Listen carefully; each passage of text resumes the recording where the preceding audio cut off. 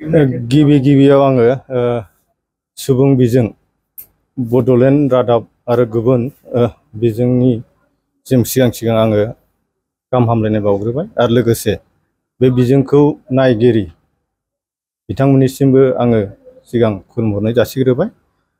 आङो united forum of X N D B Kokrajhar डिस्ट्रिक्टनि सासे आफादगिरिमोन। आङो जेब्लानिफ्राय united forum of X N D B आ मोनसे गोदान राजखान्थि हान्जा दानायनि डिसिसन लायो, आं बे दिननिफ्रायनो आङो इउनाइटेड फरामाव ओंखारावसिया थादों। खारनानो जाहैबाय आङो बे डिसिसनखौ आं सेटिसफाइड मोनाखै। इंराजियाव मोनसे खोथा दं, cut your coat according to your cloth. So' it is not right decision to form a political party for united forum of X N D बि।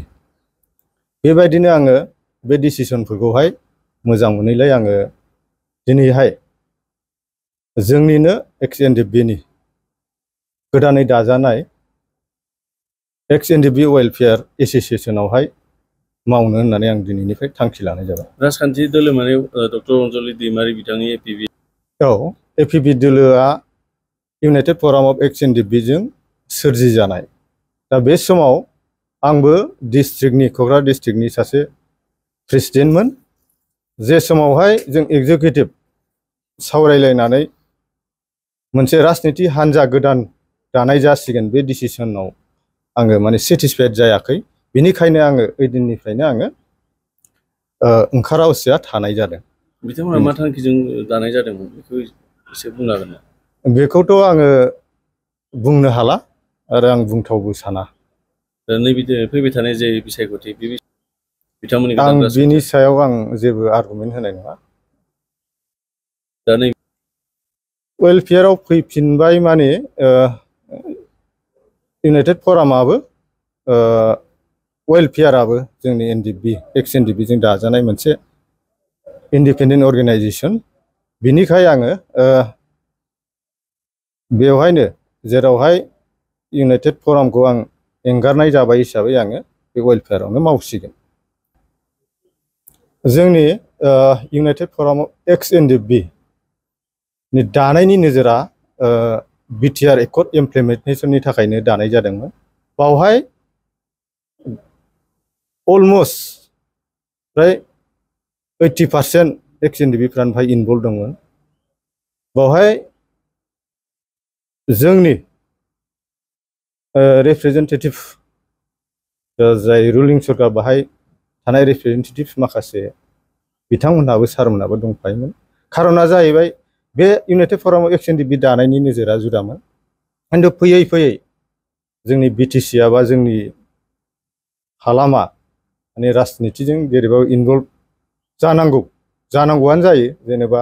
थिग बेबायदिनो थांनाय एमपि इलेक्सनावहाय एमपि इलेक्सनसिमाव इउनाइटेड फरामा थिगैनो दंमोन, खिन्थु नैबे united forum of X N D B आवहाय मोनफ्रोमबो संगठननिफ्राय ज' जानानै दाजानाय एक्स एन डि बि खौ लानानै मोनसे संगठनमोन।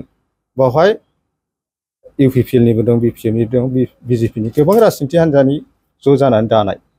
थिग बेबायदिनो मोनसे डिसिसन स्ट्रेट फरवार्ड खालामलांनो हायाखै राजनितिनि माखासे षड़यन्त्रनि थाखाय। नंखायनो इउनाइटेड फरामाव माने गासिबो माबाफ्रा माने सिथायै थाजोबनो हायाखै, ओरै जादों। वेलफेयार एस'सिएशना आथिखालनि जे आङो बिटिआर होनोब्ला जोंनि अदेबानि एक्स एन डि बि नि थैजों बा बर' हारिनि माखासे संगठनफोरनि थैजों आरो लोगोसे जोंनि बर' रायजो राजाफोरनि गोलोमदैजों सोरजिजानाय मोनसे बे एकर्ड। दा बे एकर्डखौहाय इमप्लिमेन्टेसन एबा मावफुंनायनि दायथ'आ जों बयनावबो दं आरो स्पेसियेलि एन डि बि नाव बांसिन दं होननानै आं सानो। नंखायनो जोङो सरकाराव थाब्लासो जोंनि बे क्लजफोरखौ मावफुंनायाव गोरलै जायो। नंखायनो आङो सरकाराव थानानैनो बे आद्रा थानाय क्लजफोरखौहाय मावफुंनो थाखाय आङो आगान सुरदों। आं दहायनो होनदों, this is not right time to form a new political party in Bodoland. आरो आं मोनसे खोथा होनदों इंराजिनि, माने गावखौ नायनानै गावनि गस्लाखौ नायनानै माने सिखौ हानांगौ होनो थारमाने गावखौ एसे नायनांगोन गाव आं मा केपासिटियावहाय आं मावनो हायो ओंखायनो आं दिस इज नट राइट टाइम होनदों आरो टु फर्म ए पलिटिकेल पार्टि